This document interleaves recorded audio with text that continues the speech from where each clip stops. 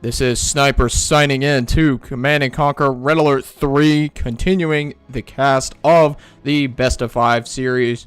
Starting out on Battlebase Beta, we're jumping into Game 3 with our blue allied player, the one currently tied 1-1. It is Maniek. And spawning on the right side, opposite of our allied player, we have his Soviet opponent. Currently tied with the opponent 1-1. It is Tingu. Alright, so jumping right in, we have some war bears coming out from Tingu, wanting to get some early game lead as feeding a line of conscripts to the center, as the conscripts are cheaper than the peacekeepers and they can actually clear garrisons from the outside. So this central little garrison lockdown point will be easier for Tingu to hold. It is a very strategic point, given that it is the fastest way to your opponent's base. It's just to go straight down the middle, and holding those structures can slow them down. Nice bark micro is on point from our allied player, but the peacekeepers, there we go, he sees it. Peacekeepers weren't killing the war bear, which is a little curious. It's kind of like, wait a minute, what's going on here? But anyway, Tingu now claiming both these central garrisons. Let's see what's going on in each player base. We have wall offs going on for the ore refineries, and almost a complete wall off here. Armament facility down for the allied player. Could potentially be going T2. Yes, there it is. Heightened clearance achieved, and now we'll likely see some Guardian tanks taking the field. War factory down for our Soviet player. Tingu's MCV on the move after just going for 2 reactors. Looks like he's gonna go for this land expansion ore node up here. However, this could be a bit of a problem, as Tingu is opening expecting aircraft, as Maniek has used aircraft in both the previous games. So these bullfrogs, if there were aircraft, that would be a perfect counter. But we see Guardian tanks taking the field. Maniac switching up his strat. Now, granted, he is not taking another expansion just quite yet, but these Guardian tanks, they're gonna be very. I think Tingu's gonna be in some dire straits when he sees these Guardian tanks on the field. Let's see. Yep, barracks already started. They've been spotted. Barracks is on the field. I would not be surprised if we saw more terror drones taking the scene. There's one right there. Probably just going to go straight for some flak troopers, as that would certainly help. Gun receiving and lock them down with the terror drone. Oh, but that multi-gunner IFV with a peacekeeper in it, that's going to shred. You got going for, good job from Tingu going for the wall off, wanting to deny these Guardian tanks as long as he possibly can. However, it's just, we may be looking at an early exit for our Soviet player.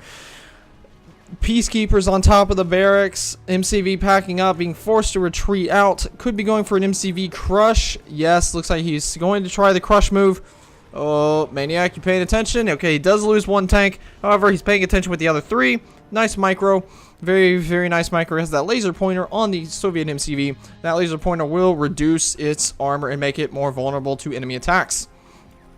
Now, these Guardian tanks, they're going completely unanswered. Tingu quite literally has nothing that he can do. Alright, he can't do anything right now. He cannot do anything right now. He is quite literally up the proverbial creek without a paddle. Like, it's just not gonna come together. I'd be stunned, honestly. I hate to call a game early. I really would. Tingu he didn't make the right call with the opener, I don't think. He's trying to mass terror drones here. So, I mean, that's a good idea. Trying to mass terror drones here. That's really all he can do. As long as he can avoid this multi-gunner IFV, then this tank is dead. That terror drone is going to basically jump while he's going to try and destroy the tank, so that the terror drone doesn't come out. That's very good play. Very, very good play from Maniek. If you destroy if a unit gets infected with a terror drone and you destroy the unit, then that terror drone will not come out. The only way that the terror drone will actually come out is if the terror drone deals the killing blow on the enemy unit. Streaming Guardian tanks across the field, and now cryocopters have taken the scene. Armored facility has been sold off, and now Maniek makes the transition to aircraft. I think that's going to be the last nail in the coffin for our Soviet player in this game. He has no way to shut down these Guardian tanks. The Guardian tanks were just unscouted, and they just unprepared. He was just unprepared for the Guardian tanks that came out and just slammed him right in the face. I mean, granted, he does have his MCV healed. He does have some flak troopers, but it's just not enough. It really just is not enough. He's about to lose his war factory now. It's going to get frozen down by that cryocopter. Trying to go for, wow, my mouse kind of flipped out, but he does go for an orbital drop and does manage to land it on actually a sizable, like 1, 2, 3, maybe 4 of those tanks, depending on how many were there to begin with. Does actually save the war factory. That's good. Does manage to say, okay. Maybe I was too quick. Perhaps I was too quick in counting out our Soviet player. Trying to go, very nice micro on these flak troopers, trying to go for those mag mines, and boom, Guardian tanks are now cleaned up. But now what is Tingu gonna do from here? Sending one conscript to start working down this oil derrick. But now Maniek, he's just got an airfield. He is transitioning. He's moving his MCV out to the water to get that water expansion on the way.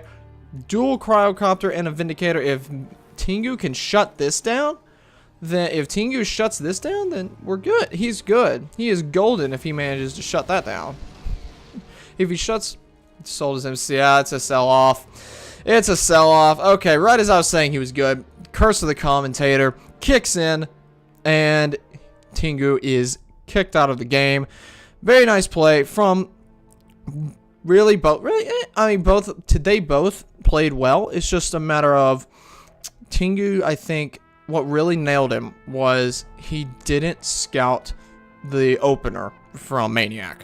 Maniek's armor facility opener went completely unscouted, left completely unchecked, and suddenly 4 or 5 half dozen Guardian tanks roll up the ramp. Tingu sees them in the center, and then he's like, oh wait, those are tanks. That's not what I thought you would open with. What do I do? So it was a very nice attempt to salvage the situation from Tingu. Definitely did not want to get up, kept fighting to the bitter end, but there at the end, I'd imagine he was just very, very cash stalled, and he wouldn't have been able to effectively stop the cryocopter Vindicator harass. Let's take a look at the resources scrap, just see, yeah, it looks like Tingu is actually ahead for a time. That's when he took that earlier third, but then that's also the point where Maniek started, pardon me, that's actually the point where Maniek started getting those Guardian tanks up. And then right around here, his resources just started biting the dust. But overall, very short game. Actually, that was a shorter game. 7 minutes and 19 seconds. Overall resource ore collected is actually not that. Maniek wound up harvesting more off of 2 ref than Tingu harvested off of 3. Which is very nice. Very, very nice, actually. It just came down to Maniek's harvester harass, picking off those collectors, and basically crippling the income of Tingu. So that is it for this game. The score now stands at 2-1 Maniek. Can Tingu pull it back in the remainder of the series? Not sure. Let's find out. But that will be in the next video. So thank you guys so much for watching. And this is Sniper, signing out.